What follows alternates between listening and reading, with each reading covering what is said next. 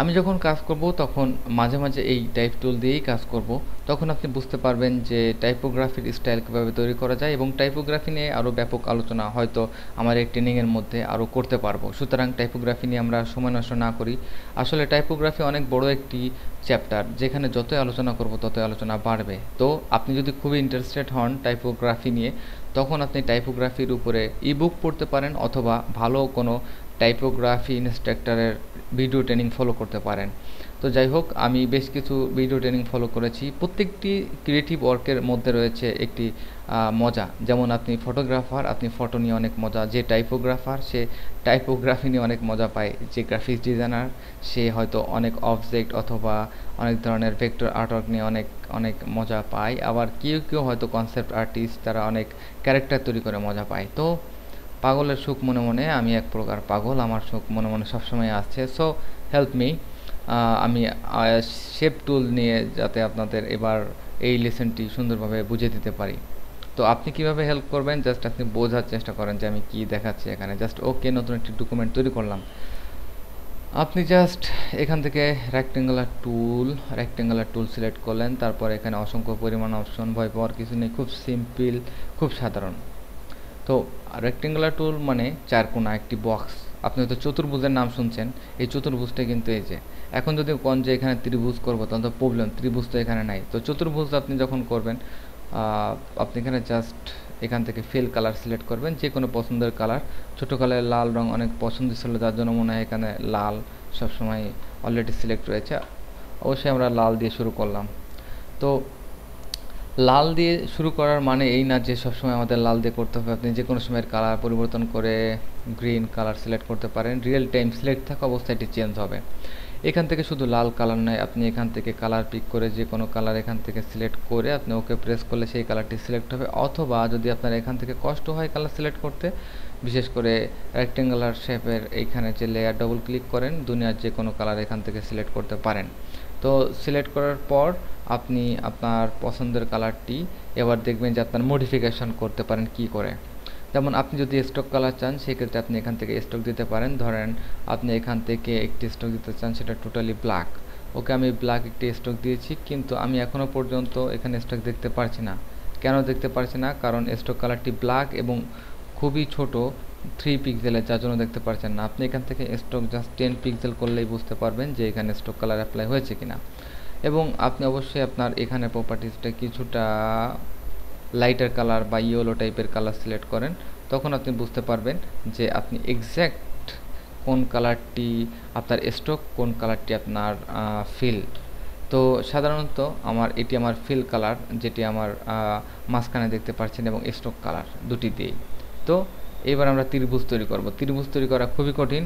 যখন আপনি এটি সিলেক্ট করবেন, তখন পি ফর পেন টুলে যাবেন এবং মডিফাই করবেন এখান থেকে মাইনাস টুল। এবং এটি যদিও ত্রিভুজ না, তারপরও ত্রিভুজ হওয়া খুবই সহজ।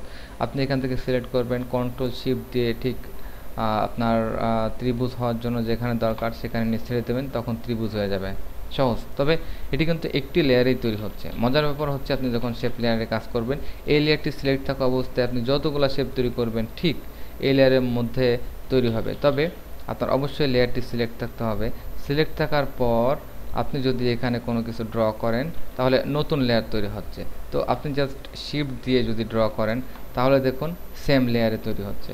তো শিফট দিয়ে আপনি ড্র করবেন না। আপনি যদি এখানে মাইনাস করতে চান, সেক্ষেত্রে আপনি অল্টা চেপে মাইনাস করতে পারেন। তো সেম অপশনটি আপনি নতুন লেয়ারে যদি আপনি তৈরি করেন, এখানে নতুন করে একটি করে শেপ তৈরি করলেন, এবং প্রত্যেকটি কিন্তু একটি নতুন লেয়ার তৈরি করছে। ওকে, ফাইন। সো আমি এই সবকটিকে একটি লেয়ারে তৈরি করার জন্য আপনি সবগুলো লেয়ারকে এভাবে শিফট চেপে সিলেক্ট করে কন্ট্রোল ই বা মার্জ কমান্ড দেওয়ার সাথে সাথে সবগুলো একটি লেয়ারে পরিণত হবে। তো এটি আমাদের কুইক রিভিউ। আপনি আস্তে আস্তে করে খেয়াল করেন, শেপ লেয়ার নিয়ে খেলা করার চেষ্টা করেন, আরও অনেক কিছু বুঝতে পারবেন। রাউন্ডেড রেক্টেঙ্গুলার টুল। তার আগে রেক্টেঙ্গুলার টুলে আরও কিছু ফিচার দেখাই।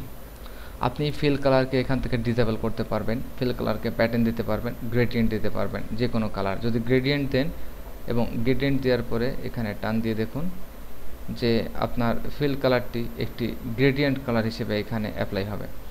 তো গ্রেডিয়েন্ট কালার হয়তো আমরা আগেই জেনেছি। এখানে ডবল ক্লিক করলে কিন্তু আপনি এখানে গ্রেডিয়েন্টের যে অপশনটি দেখতে পাচ্ছেন, আপনি এখান থেকে যে কোনো আপনার পছন্দের গ্রেডিয়েন্ট কালার আপনি অ্যাপ্লাই করতে পারবেন। এছাড়া আপনি যদি এখান থেকে গ্রেডিয়েন্ট চেঞ্জ করতে চান, আপনি এখানে ডিফল্ট কিছু গ্রেডিয়েন্ট এখানে দেখতে পাচ্ছেন। আপনি এছাড়াও যদি আপনি এখানে নতুন একটি গ্রেডিয়েন্ট পয়েন্ট তৈরি করেন এবং এটির কালার এখান থেকে নির্বাচন করেন, তাহলে সেই গ্রেডিয়েন্ট কালারটি এখানে অ্যাপ্লাই হবে। ইচ্ছা করলে আপনার গ্রেডিয়েন্ট কালারটি আপনি এভাবে রোটেশন করে যে কোনো স্থানে নিতে পারেন এবং আপনি ইচ্ছা করলে এটি আপনার কালার ইনভার্ট করতে পারেন, যেটি বলে ইনভার্ট অথবা রিভার্স। সো আপনি এটিকে স্কেল করতে পারেন অথবা এটিকে স্কেল ছোটো করতে পারেন। ও গলায় ব্যাং ঢুকছে মনে হয়। যাই হোক, এনিওয়ে সরি। তো আপনি আপনার মডিফিকেশন চালিয়ে যান। তারপর আপনার এখানে রয়েছে টেক্সচার। আপনি টেক্সচারের ক্ষেত্রে আপনি এখানে অনেক টেক্সচার রয়েছে, লোড প্যাটার্ন, অথবা আপনার এখানে যদি প্যাটার্ন লোড করা না থাকে তাহলে প্রিসেট ম্যানেজারে যেতে পারেন। প্রিসেট ম্যানেজারে গেলে আপনি এখানে বেশ কিছু প্যাটার্ন প্রিসেট পাবেন। তো প্যাটার্ন 2 আমি জাস্ট অ্যাপেন্ড করি, অ্যাপেন্ড করলে যোগ হবে। আমি এখান থেকে একটি প্যাটার্ন অ্যাপ্লাই করলাম এবং ডান। তো আপনার এখান থেকে একটি প্যাটার্ন অ্যাপ্লাই করুন এবং অ্যাপ্লাই করার পর আপনি দেখতে পাচ্ছেন যে আপনার প্যাটার্নটি ঠিক, প্যাটার্ন কিন্তু সিমলেস বলতে আপনি বারবার রিপিট হয় এমন কোনো জিনিস, এবং এটি কিন্তু কখনোই শেষ হবে না। আপনি যতই বড় করেন ততই কিন্তু এটি বৃদ্ধি পাবে এবং এটি কিন্তু অনেক মজার যে আপনি ফ্রি ট্রান্সফর্ম করতে পারেন যে কোনো একটি কোণায় আপনি এভাবে ক্লিক করে। খেয়াল করুন। ওকে, এবার মজার ব্যাপারটি হচ্ছে যে আপনি এখানে অ্যাপ্লাই করার সাথে সাথে আপনার ট্রান্সফর্মটি অ্যাপ্লাই হবে এবং যে কোনো সময় আপনি এটি ট্রান্সফর্ম করতে পারবেন। নর্মাল অবস্থায় এত হিজিবিজি আমরা কেউ হয়তো ব্যবহার করব না, তবে সিম্পল অবস্থায় আপনি এখানে একটি কালার সিলেক্ট থাকবে এবং যে কোনো একটি শেপের কালার আপনি এখান থেকে সিলেক্ট করতে পারবেন। তো ধন্যবাদ। আমরা এখানে দেখলাম রেক্টেঙ্গুলার টুল। নেক্সটে আমরা স্ট্রোককে কীভাবে মডিফাই করতে পারি এবং স্ট্রোক নিয়ে খেলা করব। তারপর আস্তে আস্তে আমরা এই কটি শেষ করে দেবো। এখানে লাইন টুল, পলিগন, ইলিপস টুল, খুবই সহজ। অবশেষে কাস্টম, আর এখানে হ্যান্ড এবং জুম, এগুলো নিয়ে খুব বেশি সময় নষ্ট করার দরকার হবে না।